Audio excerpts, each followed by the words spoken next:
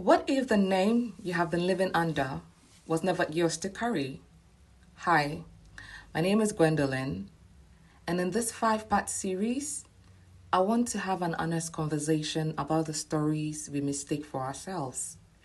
Not the polished version we put in bios, CVs, profiles, or introductions. I mean the private version. The one that wonders, who am I when no one is clapping? When life changes, when a role ends, and when people misunderstand me. Psychologists have studied identity for decades. Erik Erikson described identity formation as a major part of human development. James Marshall explored how identity develops through exploration and commitment. So in this series, we are going to look at the stories we inherited, the moments that cracked us, the behaviors we called authentic, and finally, the identity God gives us through Christ. This is not about pretending life has not affected you or me. It is about learning what no longer has the authority to define you. So in part 1, we are looking at who are you really? Let's start here. Have you ever introduced yourself with facts, but felt like those facts did not fully explain you? You say, I am a mom, I'm a CEO, I'm the eldest, I am the dependable child, or maybe I'm just a child.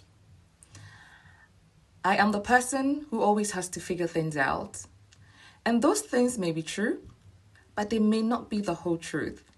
Because underneath what we say about ourselves is often the story we have been carrying for years. We are constantly collecting information about ourselves from our parents, our culture, our experiences, our successes, our failures, and slowly we create a story. This is who I am. So then identity becomes the story you believe about yourself. And when that story is repeated again and again and again, eventually you stop questioning it. You stop saying, someone called me this, and you start saying, I am this. For example, imagine somebody who grew up in a home where emotions made people uncomfortable. Every time they cried, someone said, stop being dramatic. Every time they needed help, they heard, be strong. Maybe you were the quiet one, or maybe the stubborn one, or perhaps the child who would never amount to anything. And somebody said it so many times that eventually their voice moved into your head. And you started saying it to yourself. That is the frightening thing about identity. It now becomes a label.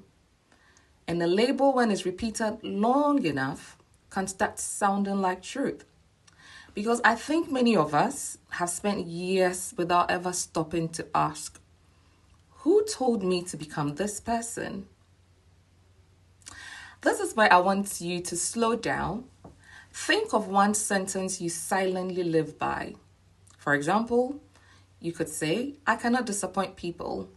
I have to be impressive. If I rest, I am falling behind. If I'm not that useful, I'm not needed. Or maybe no one likes me.